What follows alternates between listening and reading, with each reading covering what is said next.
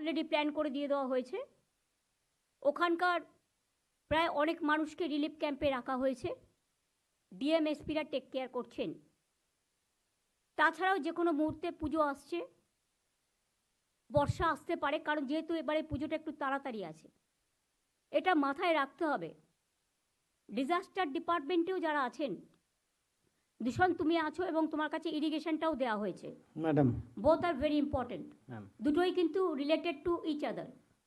মনে রাখবে এখন থেকে 24/7 আমাদের যে ডিজাস্টার চলে, যাতে কোথাও কোনো বন্যা হলে বা বন্যার পরিস্থিতি হলে বা জল ছাড়ার ব্যাপারটা রেগুলার আমরা যেভাবে মনিটরিং করি, যাতে মাইথন, পাঞ্চেত, ডিভিসি সহ এরা জলটা হট করে ছেড়ে দিতে না পারে, সেদিকটা লক্ষ্য রাখতে হবে। ম্যাম আমরা রেগুলার নজর রাখছি। 2 হচ্ছে পুজো আসছে, অ্যাডমিনিস্ট্রেশনকে দেখে নিতে হবে। পুজো কমিটিগুলোর কাছে তাদের যাতে কোনো অসুবিধে না হয়, প্রত্যেকটা ডিএম এসপি, শুধু ডিএসপি নয়, এসপির সাথে ডিএমও থাকবে, এলাকাগুলোকে ভিজিট করুন, করে দেখুন কার কি প্রবলেম আছে। আগে আমি বিডিও স্তর পর্যন্ত ডিএমদের বলবো, আগে যেমন আমরা করতাম, আইসিদেরও, ডিএম এসপিদেরও আইসিডিএস সেন্টারগুলো ভিজিট করুন। মিড ডে মিল যেখানে দেওয়া হয়, এডুকেশন ডিপার্টমেন্টে যারা আছেন, বিডিও আইসিরাও করবে, আপনারাও করবেন। কোনো রকম সমস্যা থাকলে স্থানীয় স্তরে সমস্যার সমাধান করে দেবেন, ফেলে রাখবেন না। আর যদি মনে হয় আপনার দ্বারা হচ্ছে না, তাহলে চিফ সেক্রেটারিকে জানাবেন, তিনি তার মধ্যে সাধ্যমতো করার থাকলে তিনি করে নেবেন, ডিপার্টমেন্টের সাথে টেক ওভার করবেন। আমার সাথে কথা বলার থাকলে আমার সাথে কথা বলে নেবে। এছাড়াও হচ্ছে পুজোর টাকার যে ফান্ডিং, এবারে আরও কিছু এক্সট্রা রিকোয়েস্ট আমাদের কাছে এসছে। সবটা হয়তো পারবো না, কিন্তু আমাদের প্রায় 450 কোটি টাকার মতো খরচ হচ্ছে ক্লাবগুলোকে দেওয়ার জন্য। সেই টাকাটা আগামীকাল থেকে ছাড়বার জন্য আমি বলে দিচ্ছি। যদি কেউ না নিতে চান, ওয়েল অ্যান্ড গুড, তাদের সামর্থ্য আছে, তাহলে আপনার যে নতুন লিস্ট এসছে, নতুন লিস্ট থেকে নতুন যারা এসছেন তাদের দিয়ে দেবেন। নতুন অলরেডি আমাদের কাছে অনেক রিকোয়েস্ট পড়ে আছে, সবাইকে হয়তো পারবো না একবারে, বাট আমি টাকাটা অলরেডি বেড়ে অনেকখানি হয়ে গেছে। পুলিশি অ্যাকশন, এখন থেকে কোন ক্লাব কি পুজো করছে, কি থিম করছে, যাতে পুজোর সময় স্ট্যাম্পেড না হয়। যার যে কিছু থিম করার অধিকার আছে, কিন্তু এমন কিছু আমরা করব না, এটা পুজো কমিটিগুলোকেই দায়িত্ব নিতে হবে।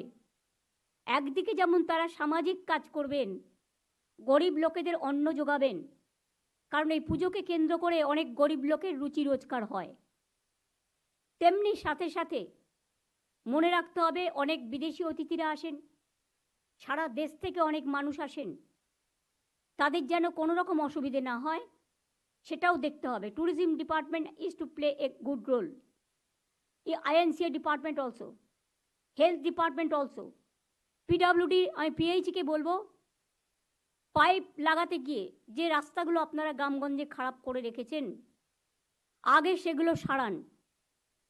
পিডব্লিউডিকেও বলবো, ইরিগেশনকেও বলবো, যার যার হাতে আছে, বা পঞ্চায়েত। ধরুন আপনি একটা লাইন টানলেন, তারপরে রাস্তাটা সারালেন না, রাস্তাটা ভেঙে করলেন, যতক্ষণ আপনি সেই রাস্তাটা না সারাবেন ততক্ষণ আমি কিন্তু নতুন টাকা দেব না, কারণ আপনার টাকার মধ্যে, স্কিমের মধ্যেই এটা ধরা থাকে। প্লিজ অল দ্য ডিপার্টমেন্ট, যারা রাস্তা খুঁড়ে পাইপ নিয়ে গিয়েছেন, সেই রাস্তাগুলো ঠিক না করবেন, তাদের কিন্তু আমি টাকা দেওয়া বন্ধ করে দেব নতুন কোনো স্কিমে, যতক্ষণ তারা, এবং ল্যান্ড অ্যাকুইজিশন আমি করব না, ক্যাবিনেটে আসলেও করব না। কারণ ফার্স্ট আপনার ডিউটি হচ্ছে, আপনি ল্যান্ড নিচ্ছেন, নিন। আপনি রাস্তা কেটে জলের জন্য পাইপ নিয়ে যাচ্ছেন, নিন। বিদ্যুতের জন্য পাইপ নিয়ে যাচ্ছেন, নিন। কর্পোরেশনের জন্য পাইপ নিয়ে যাচ্ছেন, নিন। এটাও মানুষের জন্য পরিষেবা, কিন্তু সাথে সাথে আপনাকে সেই রাস্তাটা ভালো করতে হবে। আমরা বলেছি গ্রামীণ রাস্তা দিয়ে বড় ট্রাক যাবে না।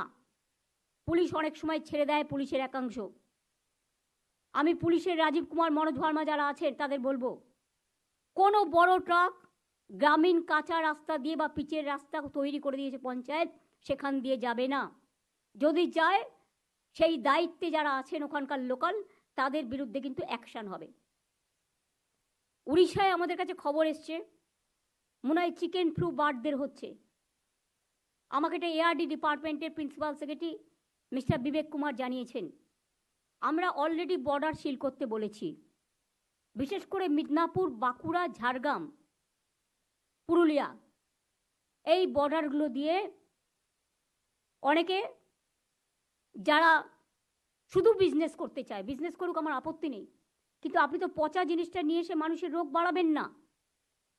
আমাদের বাংলার প্রবলেমটা নেই, কিন্তু প্রবলেমটা যদি অন্য রাজ্যে হয় আমাকে দেখতে হবে যাতে সেই রোগটা আমার রাজ্যে না এসে পৌঁছায়, এবং রেলেও যাতে উড়িষ্যা থেকে কোনো এই ধরনের জিনিস অন্য রাজ্যে ঘুরে আসতে পারে। রেলটা আমাদের হাতে নেই। রেলকেও আমি সিএসকে বলবো একটা মিটিং করতে, with GM eastern railway, south eastern railway, even Northern railway দিয়েও পাঠাতে পারে, রেলওয়ে ডিপার্টমেন্টের সাথে একটা মিটিং করে নিতে। যখন ওদের অসুখ সেরে যাবে তখন আমরা আবার ওদের জিনিস নেব, আমাদের কোনো আপত্তি নেই। কারণ সাধারণ মানুষ তো ডিমটা খায়, সাধারণ মানুষ তো চিকেনটা খায়, বা যেগুলো প্রয়োজনীয় জিনিস, তাতে কোনো অসুবিধে নেই। কেউ ভেজ আছে, কেউ নন ভেজ আছে। কিন্তু যদি কোথাও একটা অসুখে কেউ আক্রান্ত হয়, কারণ ইদানিং আবার মানকি যে পক্স আফ্রিকা থেকে এসছে, কয়েকটা জায়গায় দেখা যাচ্ছে, তো হেলথ ডিপার্টমেন্টের বিশেষ দায়িত্ব আছে।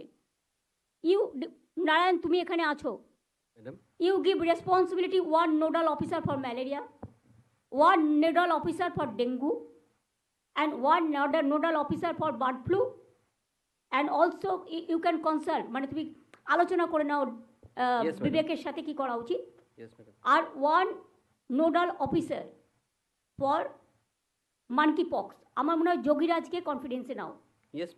বিশেষ করে এইসব ডিজিজগুলো যোগীরাজ হচ্ছে সবচেয়ে ইম্পর্টেন্ট রোল প্লে করে। আমরা করোনার সময় দেখেছি,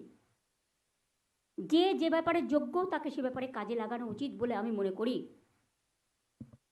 আর মিনিস্টারদেরও বলছি, যারা এমএলএরা প্রেজেন্ট নেই বাট যদি আমার কথা শুনতে পান, বা ব্লক ভিডিও লেভেলে, প্রত্যেকে লক্ষ্য রাখবেন, যতক্ষণ বার্ড ফ্লু ক্লিয়ার না হচ্ছে, এআরডি ডিপার্টমেন্ট যতক্ষণ সিগন্যাল না দিচ্ছে গভর্নমেন্ট থেকে, ততক্ষণ পর্যন্ত দয়া করে গভর্নমেন্টের ইনস্ট্রাকশন মানবেন।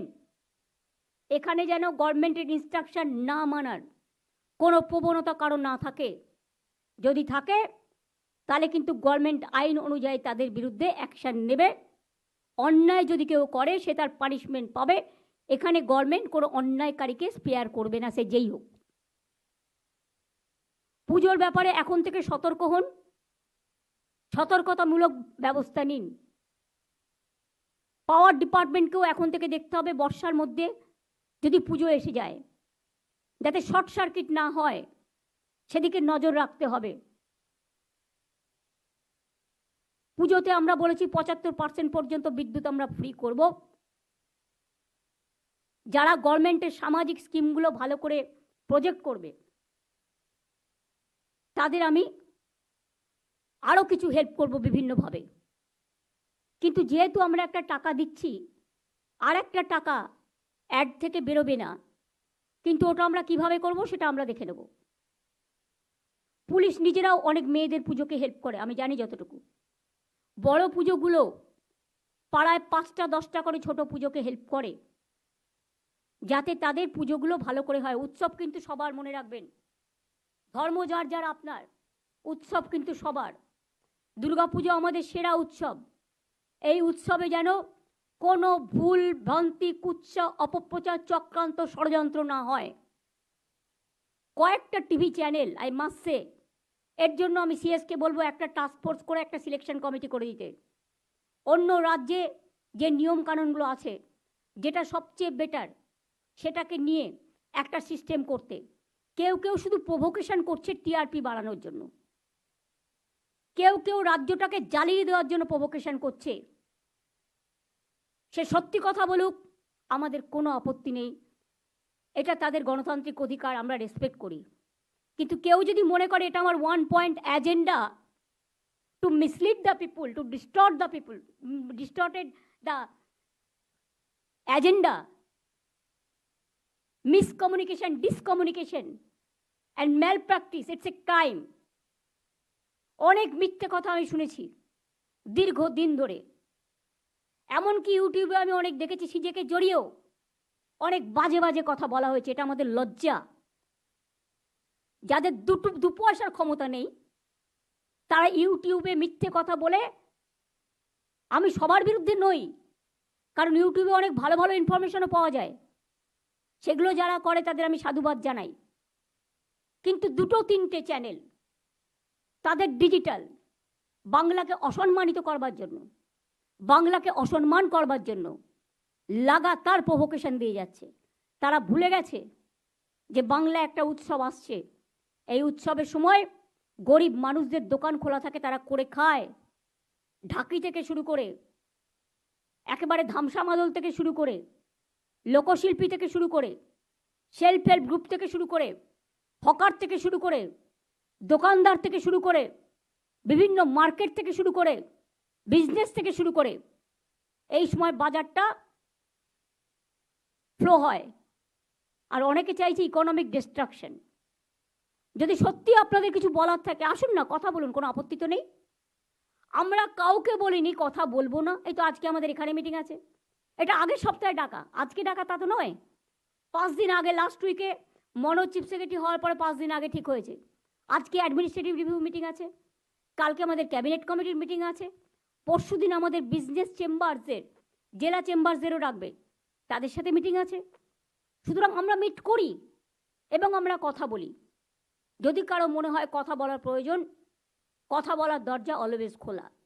তবে সবসময় তো আর 1000 লোক টাইম চালিয়ে একসাথে দেওয়া যায় না, সেগুলো ভাগ ভাগ করে করে করতে হয় আমাদের। আমি সবাইকে বলবো, যেমন আমি হেলথের দিকটাও বললাম, নারায়ণ তুমি আজকে সুপ্রিম কোর্টের অর্ডারটা দেখে নাও, রেসপেক্ট দাও সুপ্রিম কোর্টের অর্ডারকে রেসপেক্ট দিয়েই। Yes madam. আমি খুশি যে পুলিশ কোনো অ্যাকশন যারা আন্দোলন করেছে তাদের বিরুদ্ধে নেয়নি। এটা একমাত্র বাংলাই পারে, কারণ বাংলা মানুষকে গণতান্ত্রিক অধিকার দিয়েছে। এটা ইউপিতে হয় না, এটা বিহারে হয় না, এটা রাজস্থানে হয় না, এটা দিল্লিতে হয় না। তাদের মুখ বন্ধ করে দেওয়া হয়। আর এখানে যত আন্দোলন হয়েছে উইদাউট পারমিশন, পারমিশন পর্যন্ত নেয়নি। হ্যাঁ, সিজে তোমাদের বলেছিল রেকর্ড করে রাখতে, ভিডিওগ্রাফ করে রাখতে, সেগুলো তোমরা করে রাখবে, যেগুলো তোমাদের নির্দেশ দিয়েছে সুপ্রিম কোর্ট। কিন্তু আমি এখনো মনে করি সুপ্রিম কোর্টও ডাক্তারদের রিকোয়েস্ট করেছে জুনিয়রদের কাজে জয়েন করার জন্য। আমিও ওই মিটিং থেকে রিকোয়েস্ট করব, দয়া করে আপনারা কাজে যোগদান করুন। যদি মনে করেন আপনাদের কিছু বলার আছে।